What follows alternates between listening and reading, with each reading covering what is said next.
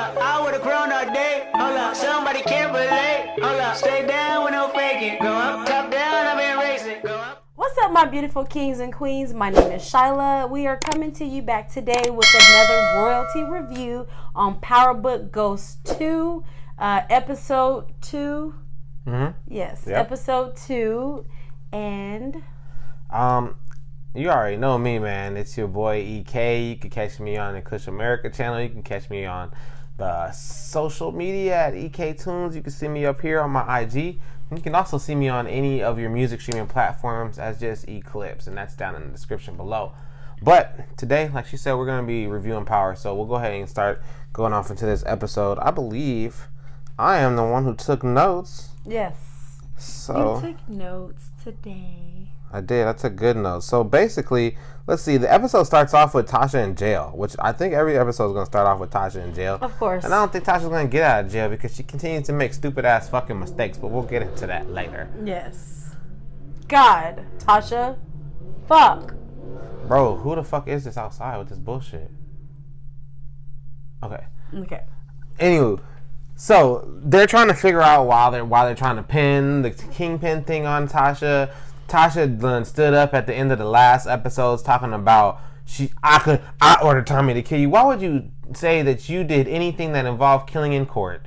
That is the last. Because I told him to, is what she said. Right. But still, that's the same fucking thing. So they're basically just kind of getting her caught. I mean, the lawyers are trying to catch up on her lies. Like, hey, you need to let us know the truth. Right. And she's like still playing stupid, and they're like catching her up in all her shit and telling them half truth. She's telling them what she wants, not of everything. Right. She's not being 100% honest. She's probably being 75% honest. But either way, she's withholding information what's going to hurt herself in the long run. Right. So she's not fucking up. Right. She's not making it easy for her lawyers at all. Shout out to Meth. He's playing a great lawyer, I think. He is. It's nice to see him on screen. It's Yeah. nice little eye candy. Yeah. I was looking at a post the other day, and it was like, what's the best rapper turned actor? And he wasn't even on the list. And I was like, Meth has some good ass movies, and T.I. was on the list, and I was like, not T.I., bro. He has like a very short list of things, and like he's cool and everything, like outside of rap. But I think Method Man is like close to Cube, but Method Man never went into that kid realm. He just does like real ass nigga movies. He does real shit. He has some good roles, I think. But anywho, that's segueing. So after that, they kind of talk about that. It pans back to Tariq. This nigga comes late to class. Again. We're in the episode 2. Second time he's late. He's been late to at least 3 or 4 different things, and we're only in episode 2. So I think that this is foreshadowing that at some point in time, Tariq's impunctuality is going to cost him. Yes. It's going to cost him something. We don't know what it's going to cost him yet, but it's going to cost him. Because he's been late often. Also, he didn't finish the book again. This nigga, you would think you would learn the first time, or I would have lied and just made up a bullshit excuse. Like, you know what? I didn't put those 2 pieces together. I thought it was this. I would have made up an ending based on what I had already read. Like, damn. His little light-skinned bitch didn't mean to throw him under the bus, but he was 0% prepared. No, he wasn't prepared at all. They got him reading 1 book a week looking ass. Yeah, that's not cool. No. That's not cool, bro. And it would be one thing if he was just doing his own homework. But you remember, he's reading 1 book a week for that one class. Then he has other classes. And he's doing fucking old boys' homework. Yes, the basketball players. Zeke's. So he, he got a lot going on and shit. On top of the fact that he's trying to get money together that he doesn't have to pay for meth. And to be able to his lawyer. So he got a lot on his plate right now. He's trying to juggle a lot of things. Get to class on time, get his mama out. He's trying to take on extracurricular activities because the class that he's taking, he doesn't have to take. Right. It's just to make him graduate a year early. So he's putting a lot on his plate. So he can get to that money. Right. Do you have something on the weekend? No, I don't.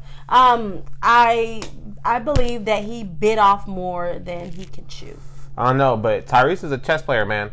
He's a chess player. And I don't mean that in the literal sense, but he makes chess moves. He's a very thinky ass nigga. He plots and plans. Yes. And even, I don't know if you guys have noticed, but at the end of the title sequence, it shows a chess piece in the silhouette at the top. I noticed that too. I think that's also going to be foreshadowing to Tariq making a lot of fucking... Right. Right. Because he... a difference between Ghost. Ghost was street smarts and he book smarts, but I think Tariq gonna be both. Yeah, I think he's gonna be both. Me too. So then he has another meeting with Stern where yes. And actually, real quick, I actually skipped over some shit. So after that meeting with the lawyer, they go see Tariq, and the lawyer is telling him, your mom's in this position, so when you go to your dad's funeral, we need you to speak negatively upon him so that it looks good on Tasha that like he was deeming over her, and he was just like this menacing figure making her do things. So he had already presented him. Daddy. He said that that would be the best route to keep his mom safe. So then he has a meeting with Stern, who tells him the opposite, and tells him, that there's some times that you could do those things, but you need to be thinking about the end game, not the right now game. Right. And, you need to speak positively upon your father and everything. So, basically he kind of gives him those two options, and we kind of like get to kind of play around and see what he's going to do moving forward into that. Right, and I was kind of curious to know, but we'll get to that once we get there. So then it pans to the lawyers with Sachs.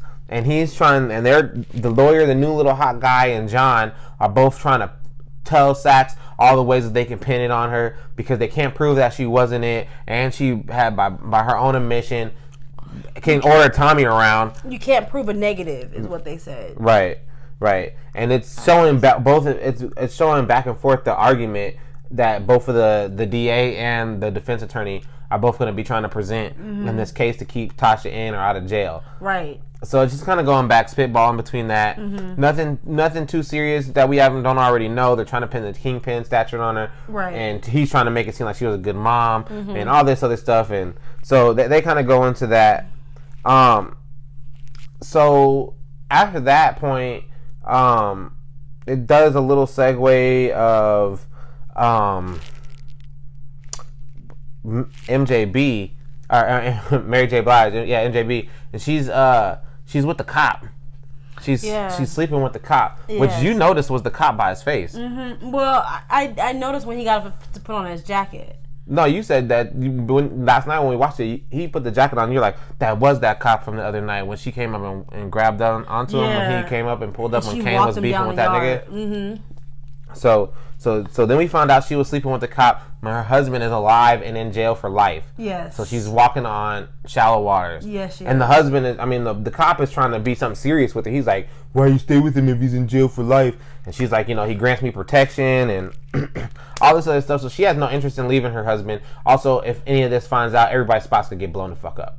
Right. Everybody's spots getting blown up. So Right. She's trying not to, and she's trying to keep it from Kane so her spot don't get blown up first, and his spot. So right. Of course, she don't want to disappoint her son, knowing that she's cheating on his father. Right. You know, so I get that too. So then it goes to Tariq visiting his mom in jail, and she, during the first interview, she didn't know how she was getting paid for the lawyers. She assumed it was Stern. But, which I don't know why. Why would she think Stern's gonna pay for anything for her? He has money, but why would he give any of it to her? Why would she think that? Because he's paying for Tariq to be in school right now. But that's Tariq though. She thought she was part of the deal. I guess so. Package deal. I guess so. Get the knife or gun and you can get the package deal. I guess she thought wrong. So she code words it and says, Tariq, did you open back up the daycare? Only she's insinuating, are you selling drugs? And this nigga Tariq lies straight up to his mom. No, mom, I'm not. But she should already know that Tariq has never had a regular job and he can't do anything. He ain't got no money. What and are you there's doing? a way he can pay that. What was it? $250,000 or $500,000? It was like a half a mil, bro. Yeah. Yes. So he with the shits. He doing it. So he goes and meets his counselor, and from her meeting with Zeke earlier, she realizes that the funeral is the next day. And she talks about organizing some candlelight vigil, and I guess that's cool, but sometimes I question her level of care. Like, do you think that she really cares? Do you think she has some agenda? I think she does care, but I think she's overstepping. I think she genuinely cares because she's a counselor. So she signed up for this job to care and counsel students, but I think she's overstepping.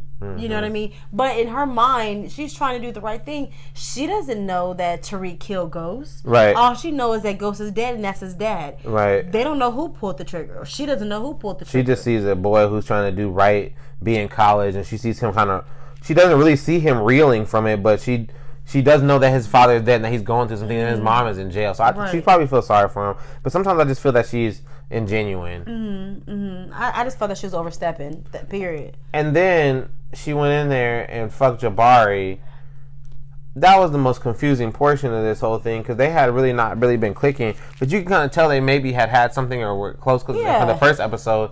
Yeah, because he had said that, as you made it clear, there is no us. But my thing is, they're introducing these characters that we don't give a fuck about. Right, I don't care. Like, I don't care about their love life. I don't care about their past. I don't care about them. I don't care about her sexual addiction to Jabari, who she got a job up there and thought her cookie wasn't going to get cracked because she got him a job. Like, bitch, how? And then, like, we're, like, technically this is season 1, episode 2, but this is season whatever after Power, the first one. So this is a continuation. So we didn't see all these seasons, don't know nothing about their life, don't care about their life. I just don't give a fuck about it. Right. I don't know. I just didn't But maybe care. they'll tie it back in. You always don't be giving a fuck about other people's life, but maybe they'll tie it back in. Maybe it matters. I don't like new characters. You know, Jabari? Because he been trying to bust niggas' balls? Oh, I don't care about Jabari because everything he said so far has been right. Everything that he has said so far has been right. Like, you don't expect that type of kid to have an open mind or speak. Like, you're expecting a lot from that type of kid, and he's right. You know what I mean? Right. Tariq doesn't even talk to his mom. When that shit happened with Raina, he didn't open up right away. He's to himself for the most part. This counselor, he's not gonna open up to her like that. Right. And she's just doing a lot to get him to open up. And I get it, she's a counselor, but I don't think it's gonna work. Yeah, no. Also, I want to point out real quick, Tariq's little white homie who declared his down to, he was like, oh man, I'm down to do whatever. He was like, we was getting money over at Cho, and he was like, I'm ready to do whatever. Tariq's like, I'm not doing it. He was like, I know you're doing something, and whatever you are down. I point out to her, I was like, that's his Tommy, bro. That's gonna be his Tommy Egan. And this nigga got connection and pull. We'll talk about a little bit later with his family, but they got a little bit of pull. So Baby Tommy. So then after the little sex scene, this nigga Frank busts in looking like Mr. Saldana. Remember Mr. Saldana? Yes. This nigga busts in looking like Mr. Saldana and shit. And everybody's like, bro, how are you out of jail early? Right. Anybody who's not an idiot knows that a nigga's unannounced out of jail early is fucking snitching. And snitch, if you didn't know, stands for sorry nigga, I'm trying to come home. That's what that fucking shit stands for. And all of a sudden he done popped up. So now she's put in a place because he's he asking her for money, or what did he ask her for? I don't know. He asked for some type of assistance, but I'm pretty sure it was money. What else could it have been? Right. And it was coach. She gave him the coach order. Why are you here, and what do you want? Right. What do you want, and why are you here? What's that nigga smile? Ha. Right. And then it was like, I don't know, talking to everybody. Nobody gave him like, hey, uncle. It was none of that. Right. None of that. It was no like love and like embrace, hugs, anything. It was like, what the fuck do you want? Get on about your business. Right. Basically. So basically that happens. She sends him off with one of her sons and sends Kane to take Reek home. And Kane tries to pull over and punk Reek. Oh yeah, he does. He tried to punk Reek. Reek stood. And Reek shut that shit all the way down and gamed this nigga. He stood on all 10 toes. Yeah, Reek 10 toes all the way. Like, he didn't bow, and he even was like, He even had him thinking about it. He gamed that nigga. He was like, bro, a couple of times, not once, more than he was like, twice. Get the fuck out of my face, nigga. Check your Uncle Frank. He a snitch, bro. Don't nobody just pop up and come home. Just like I was just saying. Right. He said that people have parole hearings for a reason. Right. You know what I mean? Why wouldn't your dad let you know he was coming home? Right. So it made sense. It had him thinking like, your uncle. Yeah, excuse me. Uncle. Yeah. So then like later that night, that all was going on leading on to the night. So the counselor throws the vigil. Again, I'm not sure if she thought that was going to be a good idea, but again, I guess I'm thinking about it because I already know that Tariq pop ghosts. So I'm like, what the fuck is she doing? But she doesn't know that. She just, like you said, she's genuinely trying to help. Now that I see it from now, I guess maybe she is trying to help. Yeah, because she doesn't know that nigga murked his dad, so he don't give a fuck. Right. And all this coldness that he's showing and all this non-emotion is because he's the one who murdered it. Right. He's the one who murdered him. But another reason why I believe that she genuinely cares, because how many black students is it at this new school? Right. You know what I mean? So you look out for your own. So on top of him being a black student, you know what I mean? I just think that she cares a little bit too much. I also want she has a right to. Right. I also want to point out for the second time that the book that they're reading in this class directly coincides with the character that we're watching, which is Tariq. Yes. About his moral code and yes. this and that. But that's another thing for another time. Right. So then, what's the auntie? I don't even remember her. I gotta come back on y'all with that, but I'm gonna keep on.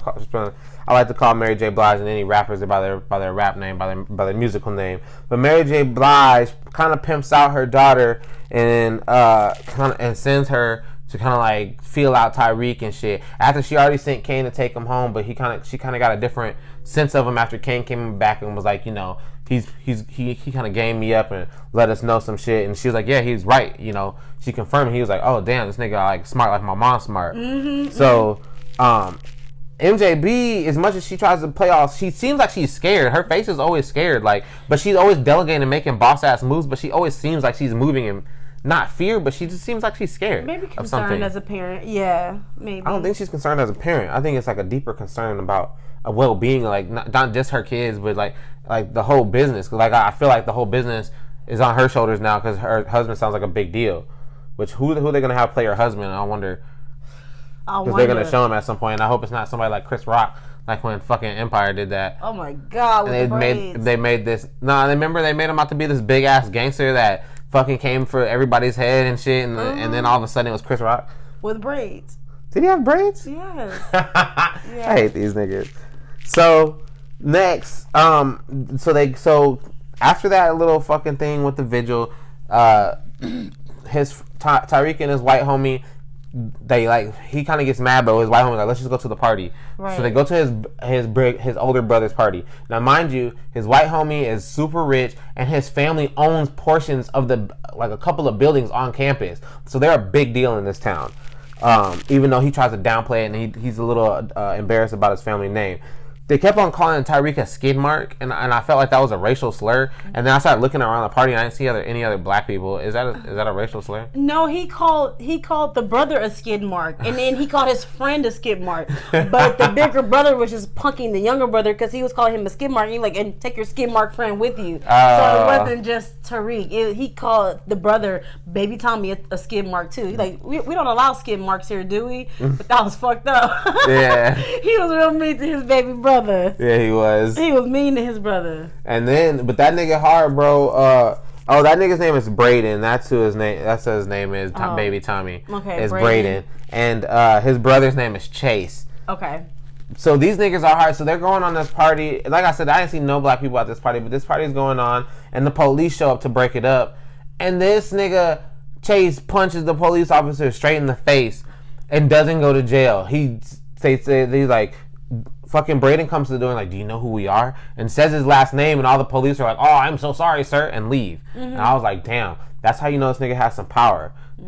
So you know that's another thing that we're gonna be extrapolating on, because I definitely know that Tariq is gonna exploit that at some point. And he was there and saw that. He even said, when he saw that shit happen. The work he can get off in this party, and the police are gonna come and interrupt it. Oh, okay, bet. Right. So then it segues back to Tasha. And she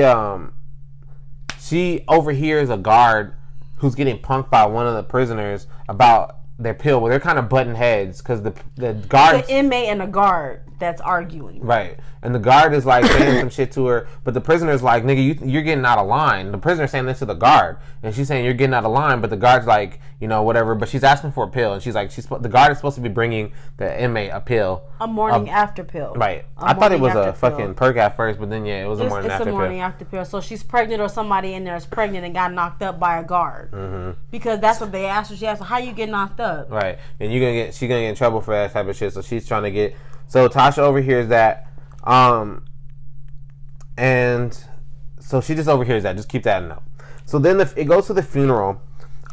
Everything was weird about that funeral. Nobody that Ghost knew was there. He didn't have any. I was thinking he didn't have any childhood friends, no family outside of Tasha and like a mom and Tariq. dad. Like his mom and dad, no brothers, no childhood friends, no aunties, no uncles, no cousins. Like, what the fuck? He didn't have nobody that came to. His own family didn't even pay for his funeral, and the people who did, fucking what's his name, Tate, showed up. And like, man, it was just the weirdest. Wanted to speak and wanted to do the eulogy, but it was really weird. Nobody cried. No. Nobody was sad. Not even the daughter, the baby girl. Nobody was upset. She don't remember that man. Yeah, she don't. He was already gone anyway.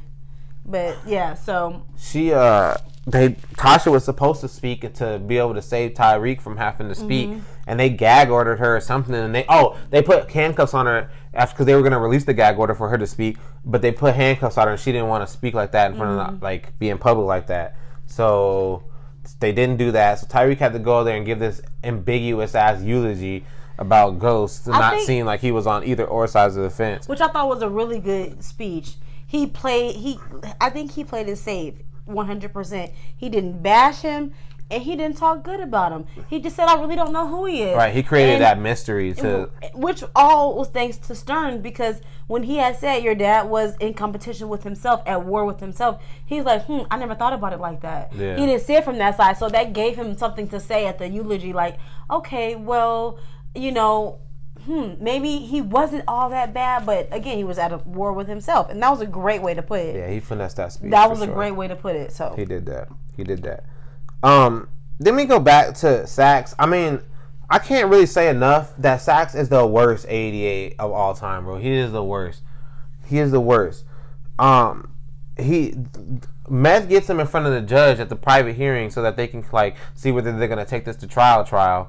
And Meth is like really like busting all his shit out. Like he's like, oh well, why did he do these things? Because he had another agenda and a motive and all this shit. And Sax is like, no, I didn't. And then Meth brings in the original prosecuting attorney and uses her against Sax. Yeah.